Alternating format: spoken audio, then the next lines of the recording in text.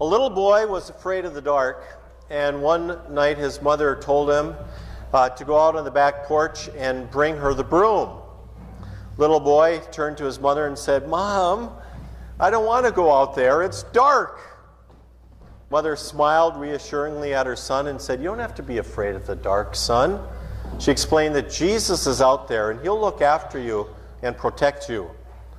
Boy looked at his mother real hard and he asked, "Are you sure he's out there?" "Yes, I'm sure. He's everywhere and he's always ready to help you when you need him," she said. Little boy thought for a minute and then he went to the back door. He cracked it open a little bit. He peered out into the darkness and he called out, "Jesus, if you're out there, could you please hand me the broom?" I mentioned that we have been talking about darkness for a number of weeks, and we have. And so we're going to wrap up this series with a question today that has a darkness theme in it. And I'm wondering if there's anybody who might be willing to share a story about traveling in or through darkness. And if you haven't been with us before, this is a chance for you to stand up, answer the question. Often, like today, I'll ask the question in such a way that it's very broad, so you can answer in a variety of ways. And we'll just give you a minute to think about it.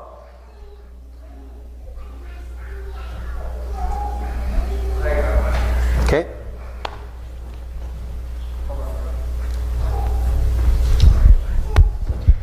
Hello, all you church people, my family. I went to engineering school and we had a summer field camp in Como, Colorado, and that's near Fairplay. It's up in Colorado mountains, and you go there to actually do field work for college out in the field and take measurements. So me and my buddy were going to go on a hike to Little Baldy, which looks like a solid mountain. When you get on top of it, actually is a pile of rubble. And he didn't want to go. I ended up going on my own, so I came down the mountain, very snowy. It's getting dark. I'm getting scared. And, you know, there are animals out there. So lo and behold, in the darkness, I found a bell. How do you find a bell in the forest? And I really thought this is all I need, because this bell, when you walk, it jingles, it scares the animals off.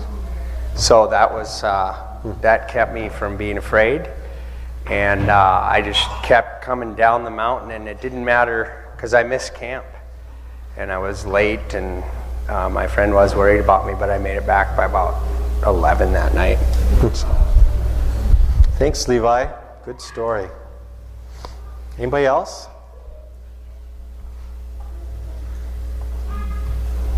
Karen over there.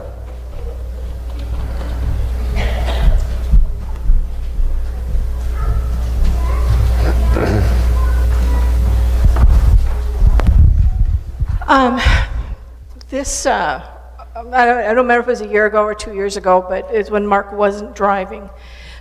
So I was driving us from Valley City up to the Fargo area for church. So we'd come up on a Wednesday night. We were going to head over to Atonement for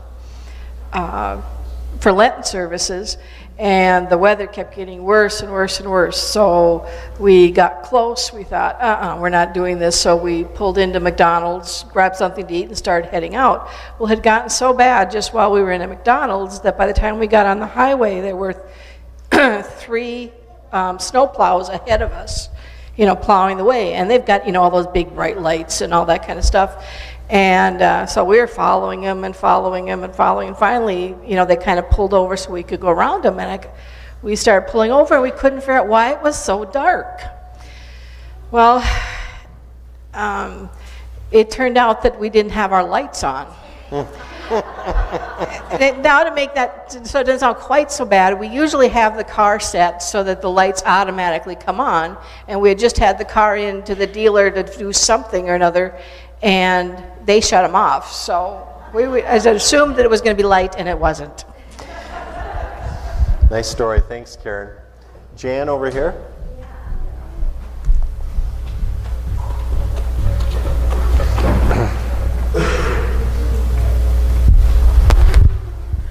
Okay, can I sit? Sure. Because my bones hurt. Okay. My brother lives in a town called Pahrump, Nevada. And in the depths of my addiction, I was living in Phoenix or Mesa, Arizona. And so anyway, my brother goes, hey, you know, this is probably the closest you'll ever be to me in proximity. Why don't you just drive on up or over or down or whatever Pahrump is from Mesa. And so anyway, I thought, sure, that's a good idea. And I thought, well, you know, I'm not going to take the interstate because that's going to take too long. So I'll take the back roads. Never lived in that area. And you don't take the back roads when you don't live in an area. Saw a bunch of dead boar and all this stuff. Had my Chevy Cavalier 1983, no insurance. My license was a North Dakota license. I think it was expired. And I was drinking wine coolers while I was driving, which is also another good idea. But anyway, I got to Las Vegas, right? And I was lost. I had no idea how to get to Pahrump, and I knew that Pahrump was just a mere 60 miles away from Las Vegas, and I pulled into this truck stop. Now here I am, you know, in Las Vegas in this truck stop. About 30 years old, and a truck driver actually came up to me and said, you look lost, little lady. I like it when they talk like that. You look lost, little lady. And I'm like, yeah, I'm lost. And he goes, where are you going? I go, Pahrump, Nevada. He goes, well, I'm going to go that way. I tell you what, you get behind me, and when I blink my lights in my truck, that's where you turn right. I said, are you kidding me? And he said, no. You're going to do this for me? And he said, yes. Now, with the media and everything like that, you know, nowadays I probably would have said, bite me, you know, forget it. You're probably going to lead me into some big cult thing, and I'll never get home. But I trusted. I was a little bit of naivety and a little bit of dumbness, I suppose, but I got behind this truck driver when he was done eating and stuff, and lo and behold, he blinked his lights, I took a right, and I was in Pahrump within about an hour. Now, when does that happen? I mean, really, and I've had little miracles like that my whole life, so I guess I'm here for a reason. Thanks, Jan. You know, that's a great story from a lot of different angles or levels of the darkness that lots of people here have kind of traveled through. So thank you. And I'm glad it ended well. All right. Anybody else? One more? One more. Sarah up here.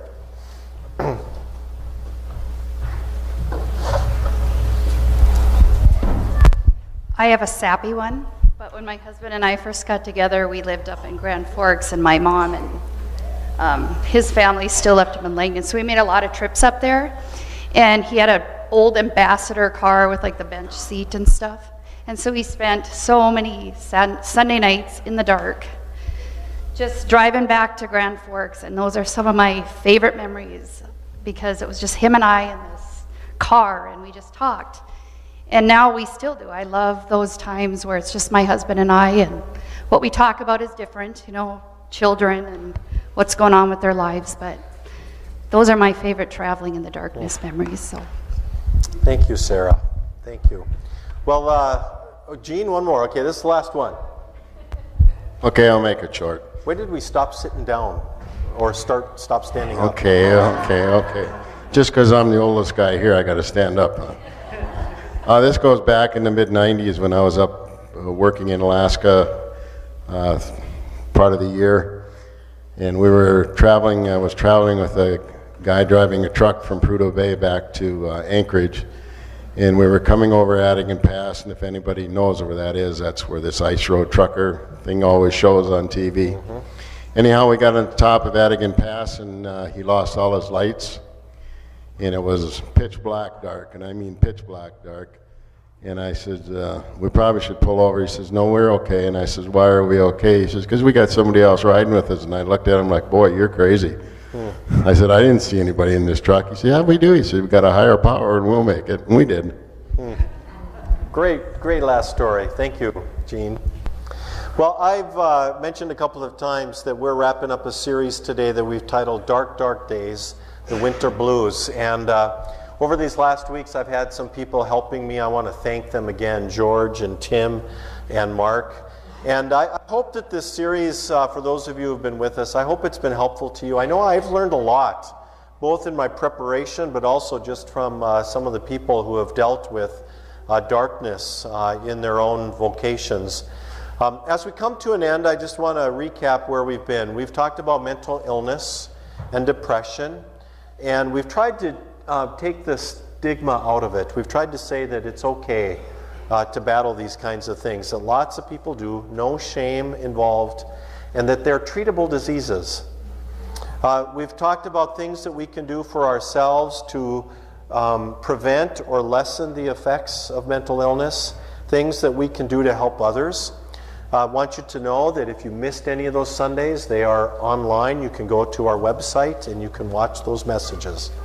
A couple of weeks ago, we talked about addiction. We talked about it being a disease and that we shouldn't have shame in regards to our addictions, regardless of what they are, that addiction too is treatable and that there's help for us. And then last week we talked about spirituality and mental health.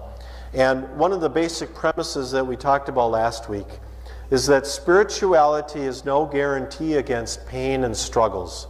Just because you say you love Jesus doesn't mean that you're not going to encounter struggles in life. But it's also a key to healing. It's what will, in the end, help you move from darkness into the light. This last Friday night, I went to Friday Night Coffee. If you've not joined us, you should some Friday night. It's a great time. This last Friday night, there were like 24 of us at Caribou Coffee on 25th Street. So a really big group. We were a little late in getting there because my in-laws were in town and we had gone out to eat. We got there, I took my coat off, put it on a chair. I went up to get coffee from a young gal. I actually hang out at this Caribou a lot because it's kind of my office away from home. And so I know most of the people who work there. This gal I've only seen a few times. And she kind of recognized me, but I said that I'm with the big group over here. And she said, oh, the church group. So obviously some of you were already telling them that you were part of a church group. And I said, yeah, we're a church group. And she said, what church is that again? And I said, Lighthouse Church. And she said, oh. And then she looked at me and she said, do you go there? And I said yes. And then it was kind of cute. She said, are you the pastor? And I said yes. And then I wondered, what do I look like? I mean, what does that mean? But she said something very interesting, and it's kind of stuck with me, and I've thought about it ever since Friday night. She said, you kind of have a pastor's confidence.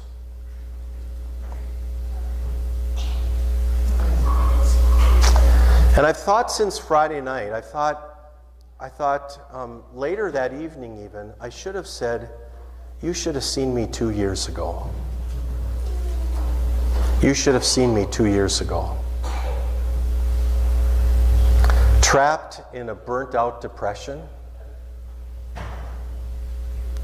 Trapped in addiction.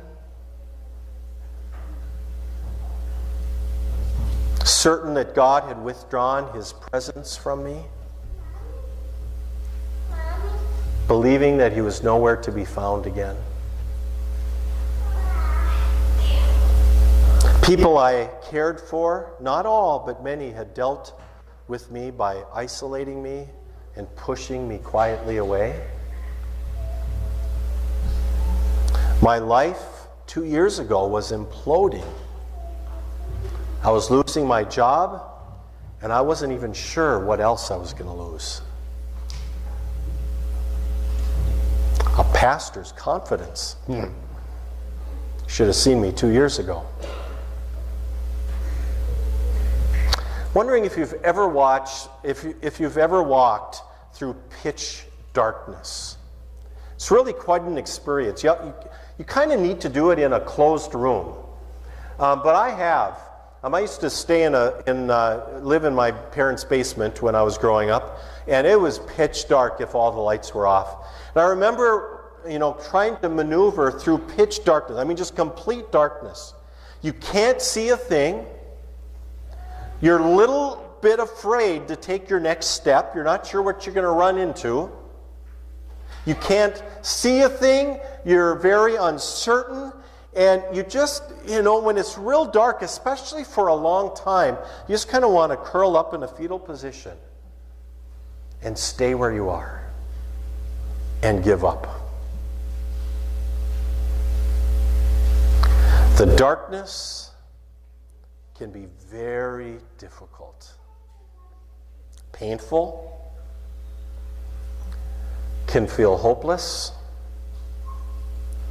can cause us to turn in on ourselves and to begin to wonder, is there any hope? Last couple of weeks, we have shared a little bit from a book that Mark actually has shared with me. The book is entitled Depression, Looking Up from the Stubborn Darkness by Edward Welch, and I highly recommend it. In his book, he says, so depression does not necessarily have a spiritual cause, if by spiritual we mean that it is caused by our sin. But there is a broader meaning to the word spiritual, and in this sense your depression is always and profoundly spiritual. Spiritual can refer to the very center of our being, where our basic allegiances are worked out. Who is God? Do you trust Him? Why is He allowing this to happen to me? How can I trust Him when He seems so remote and unresponsive? These are spiritual questions that in many ways identify us as human beings. Who is it that we're going to turn to? Where is God in the midst of the darkness that I'm encountering? And let's just admit it. Everybody here has or will walk through darkness sometime in their life. There may be a little light or it may be pitch black. But just, rest assured, one day, if you haven't already, you will walk in some darkness. Here's the deal, my friends. When you are in the darkness, I want you to hold on to this promise. Dawn will come again. Did you hear that? When you are in the darkness, I want you to hold on to this promise. Dawn will come again. The light will shine again. The light will shine again. Say it with me. The light will shine again. You should have seen me 2 years ago. Some of you did. My world was very dark. And what kept me was my wife Beth, my family, and a few of you who did not give up on me, and especially the promise that light would one day shine again. I didn't feel it. I had trouble believing it, but I had heard the promise enough times to know to hang on to it. One day the light will shine again. Grab a Bible and turn with me to Isaiah chapter 9. In our church Bibles, we have couple of different page numbers. It could be 572. It could be 523. In the Recovery Bibles, it's 858. 572 or 523. Recovery Bible, 858. It's a great passage. Isaiah is a prophet foretelling that there is going to be some really dark times for Israel, for the people that God had chosen. That they were going to walk through a deep darkness for a long period of time. And in chapter 9, verse 1, it says, "Nevertheless, That time of darkness and despair will not go on forever. The land of Zebulun and Naphtali will be humbled, but there will be a time in the future when Galilee of the Gentiles, which lies along the road that runs between the Jordan and the sea, will once again be filled with glory. The people who walk in darkness, you know what's going to happen? What's it say? They will see a great light. For those who live in a land of deep darkness, a light will shine again. My friends, do not give up. It might be dark today. If you are in the midst of the darkness, it might be dark today, but do not give up. You may not see the night light, you might not see a glimmer, but just hold on to the promise that light will come again. The light will shine again. Now, just about what our Lord, just a word about what our Lord is up to sometimes. I do believe that God sometimes withdraws his closeness or presence from us. And I believe I encountered that a couple of years ago. Doesn't mean he abandons us. Doesn't mean that he forsakes us. But sometimes I do believe that God pulls himself back from us. And it's in those days that we most need to hang on to those promises. From the same book, Depression, Looking Up from the Stubborn Darkness, the author writes, in other words, Scriptures doesn't give us the knowledge that we will have intellectual mastery over certain events. It gives us knowledge so that we would know and trust that God, I don't know what you are up to, but you do, and that is enough for me. Somehow turning to God and trusting him with the mysteries of suffering is the answer to the problem of suffering. What does this have to do with depression? You might not be able to discern some obvious causes of suffering, and knowing those causes might help alleviate the pain. We are all for less pain, but all suffering is intended to train us to fix our eyes on the one true God. Therefore, depression, regardless of its cause, is a time to answer the deepest and most important of all questions. Whom will I trust? Whom will I worship? And the reality is that I think sometimes God pulls his presence and his closeness back from us so that in our darkness and pain, we have to ask ourselves, who is it that I trust? Whose promise do I really rely upon? And who will I worship?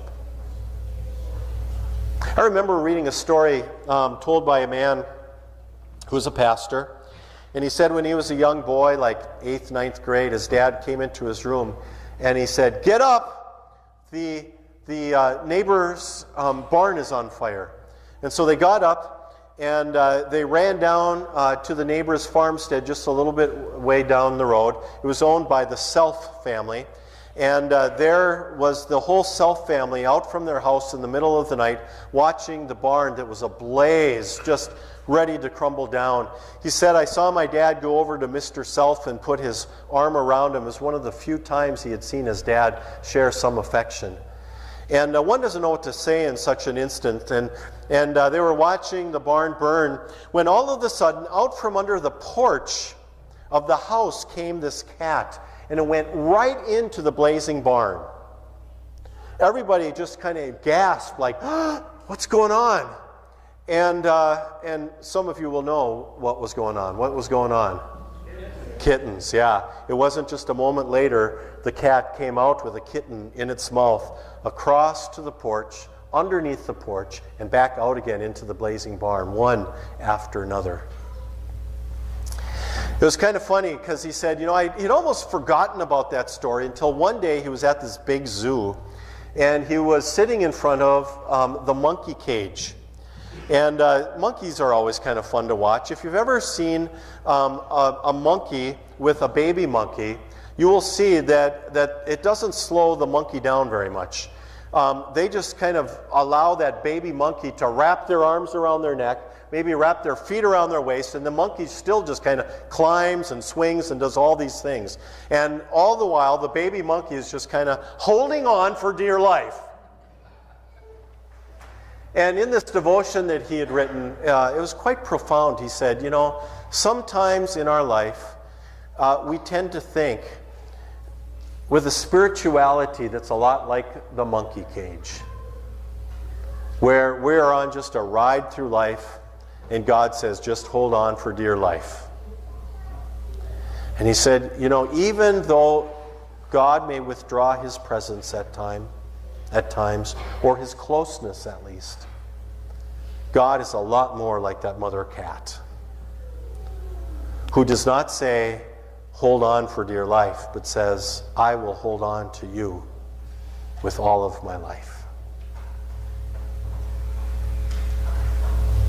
I held on to the promise that one day the light would shine again. Now, it doesn't mean that we're not going to go through difficult times.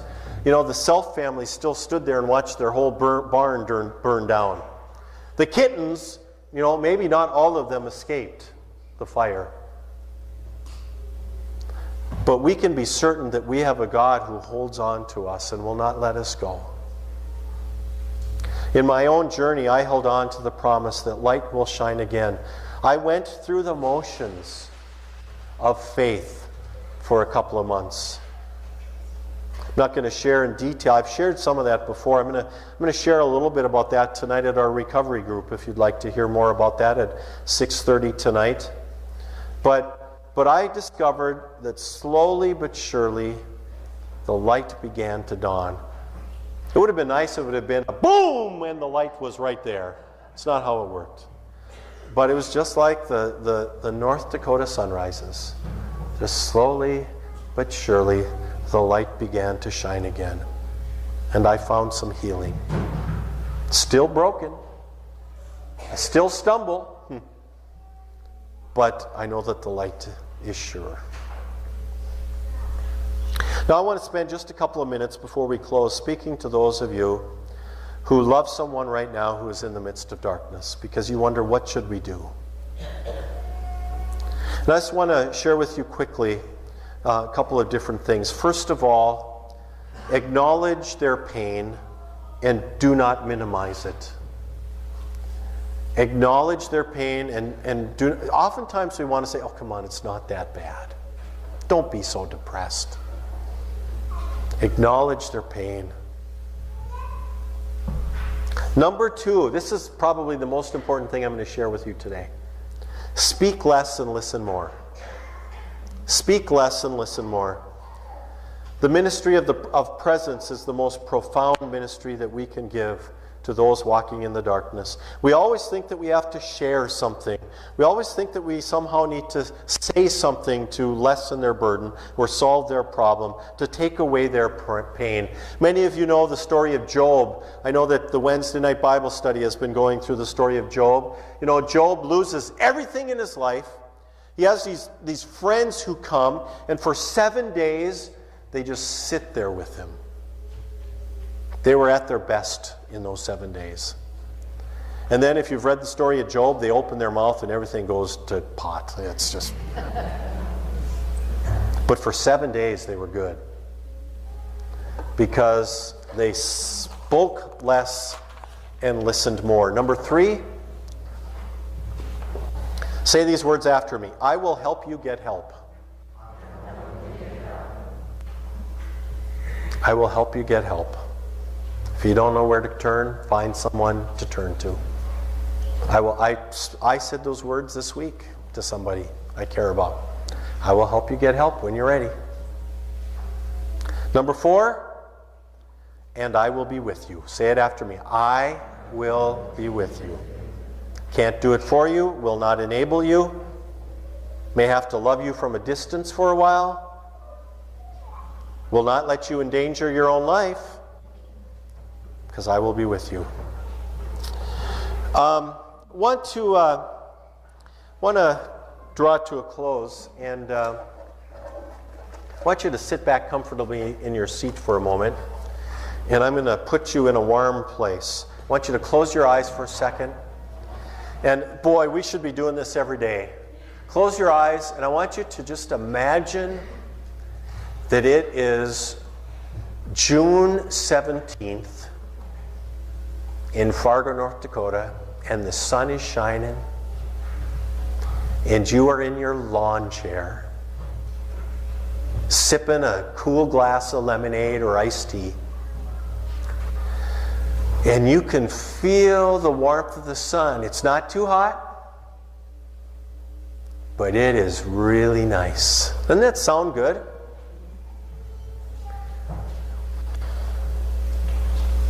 The sun is shining.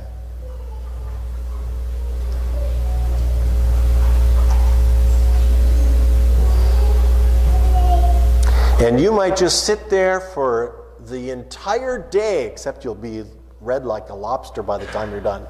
Hard to even imagine. But at the end of the day, you will be able to stand up and say, you know what? Today, I saw the light. I saw the light. Say it with me. I saw the light.